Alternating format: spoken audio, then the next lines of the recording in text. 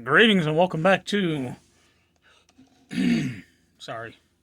Welcome back to Big Bacon's Collection. So, a little bit of story here. The day of filming this, July 26th, day before my mother's birthday, and 4 days after the first anniversary of her passing. I really wish I'd planned ahead for this. My mother was a big Star Wars fan. Mother's the one that got me into Star Wars. One of the big binding factors we had in our life was the love of Star Wars. But her love of Star Wars paled in comparison to her love of one individual. And I wish I'd planned further ahead because I can't find an indie. I mean, I have one. I have one right now. And that's him. And yes, that is my mother in the picture. And as morbid as it sounds, that box right there is my mother. So she has an indie, but not the indie. You know what I mean? So, regardless, today we're still going to do an indie review. Today we're going to be looking at the Indiana Jones Adventure Series, Sallah, from Raiders of the Lost Ark.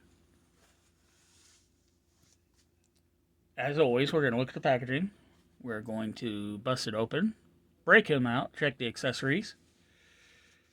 We're going to check the figure out, check his articulation, gear him up, and get him up on the shelf. Whew. So, on the top of the box, there's not a whole lot to it. Factory tape, hang peg. This side of the box, we have the build-in artifact, which is the Ark, the cross sail, showing you who comes with what. Ooh, he comes with the top and the bottom. Now I just need a middle, and I've got my own HasLab. And he comes with the idols on the top, Bolak with the sticks.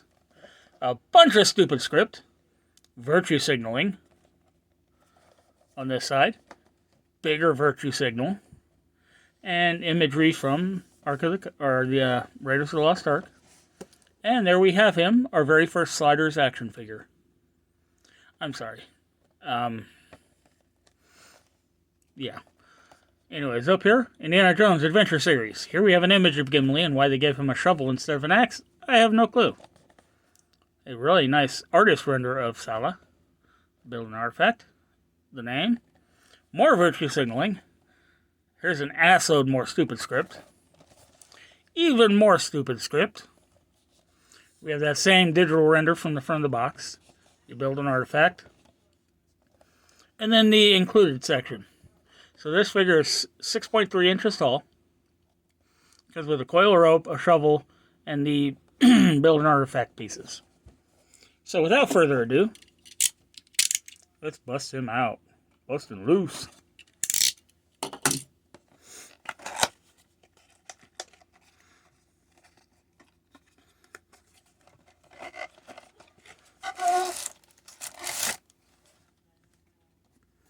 Done with the box. And look, what a great surprise. Additional stupid script. You know what this says? All of this on this page? Warning, choking hazard. Small parts may be generated, not for children under 3. That's it. And it says, no children under 3, choking hazard on the box. Back here, it's an address.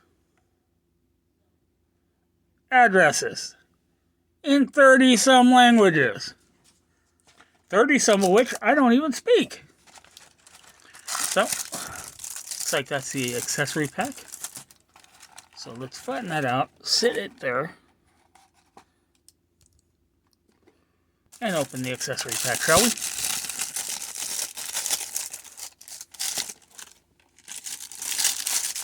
Now, this is the second video of the week, and I'm sure somebody by now is asking, where's Howard? Where's Howard? Now, Howard's had a interesting last couple weeks. He's in rehab right now. But from what I understand, he's doing well. So, Sallah comes with a bundle of rope. And I've learned anything from Boondock Saints, you never know when you're going to need a rope. Getting up here close, you see it is nicely textured. Nice detailing. A little bit of dark wash would have really brought all that out. This kind of base white color kind of makes everything kind of blend in, kind of. You know what I kind of mean, kind of? I'm saying kind of a lot, aren't I? He comes with a pre-bent shovel. Why? Because Hasbro can't give you anything that isn't damaged in the package. There you go. Now it's almost as straight. No, you know what? I'm not going to make that joke. I don't want to get pulled into the political diatribe. So the handle is painted a nice wood color, kind of a light khaki beige. The head is done in, well, it's obviously injected silver, not painted. You do see some of the indicators down here along this back edge. But it is nice and shiny. It's not showing up as well on the camera as it is in person. And then we have this. Now they include them tucked in together, which is a great idea. This is good and heavy, but it's still kind of rubbery. I mean, you can see it flex when I push on it. It is actually more bent than the base. But here we have the top of the arc. You can see the peg holes for the angel, ornate angel top. Beautifully detailed. Now, it doesn't look like it's made of that cheap gold-colored plastic. If it's made of gold plastic, it's done in a nicer gold than I'm used to seeing. If it's painted, well, then it's painted nicer than I'm used to seeing. So, not only does it come with the top of the arc, it comes with the bottom. Now, a nice sand color here would be appropriate, given, what happens when they open it. Got some peg holes, or peg posts, on these corners to hold up the sidewalls. Lovely painted legs. It's a great looking piece. And given the size of it, yeah, I'm guessing that's going to be a nice sized artifact. And it even gives you instructions on how to assemble the artifact. So, we're just going to open up this top edge and slide the figure out through the opening. Done with this cardboard. And here we have him, Gimli, son of Gloin. Okay, now the head wrap is greatly detailed. It's got some dry brushing on it to give it that dirtied look. The hang down, beautifully frayed along the edge. Once again, also dark washed. The facial likeness, it's kind of there. It's not like a perfect John Rice Davies, but beard is nicely sculpted and detailed. Nose is accurate. Mustache, eyebrows, everything's painted in pretty damn well. Back here we have the back of the hair. It looks like the headdress is a separate piece that just got glued on. He's got what's supposed to be a one-piece robe. The detailing on it is okay. I mean, it is what it is. This here is supposed to be like flesh tone, but it doesn't quite match up with the neck. Comes all the way down to the ankles. Red sash across the middle. Now, this dirtying that they've done is an attempt to make it look more textured than it actually is in person. But you turn around and the back is completely clean. Nice over vest here.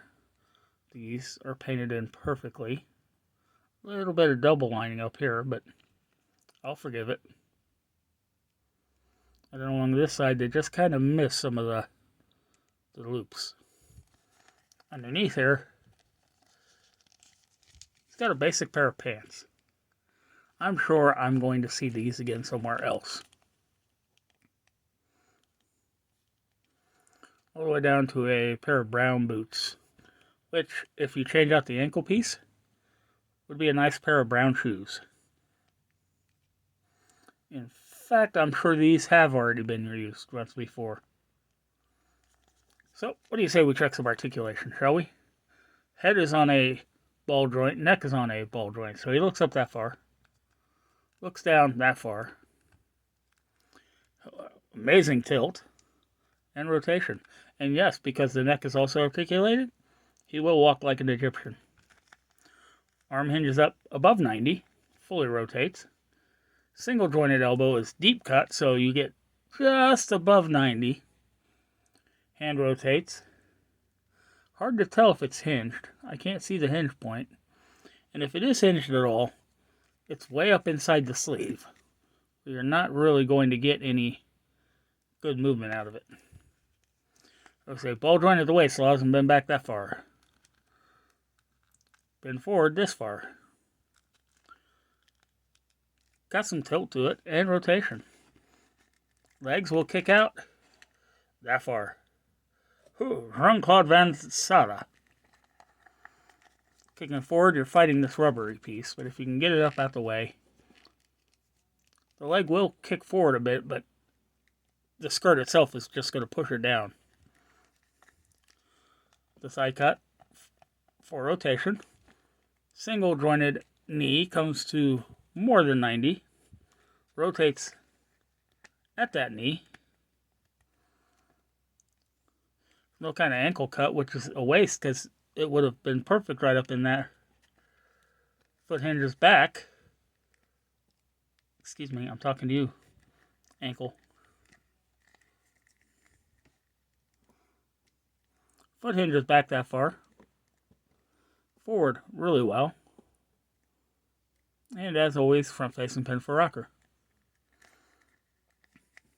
So, how are we going to gear him?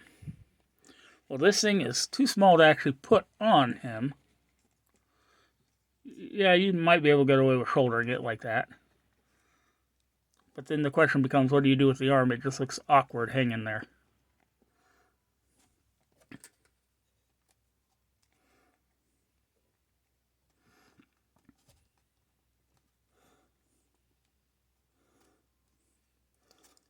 Sim sim Sally Bim. My God, that shovel is so narrow. It doesn't actually, even up here on the head, it's very loose.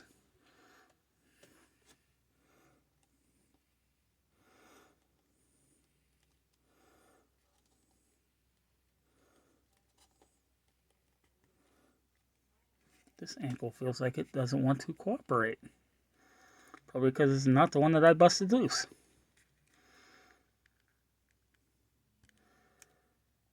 There we go.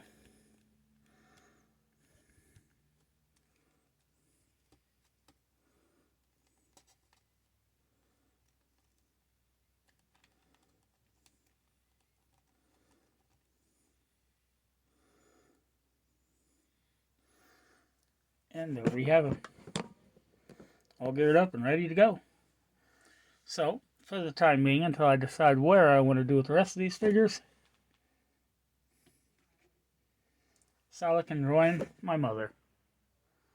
Once again, thanks for tuning in. Be sure to subscribe, like, share, comment, hit that notification bell, and I'll see you all next time.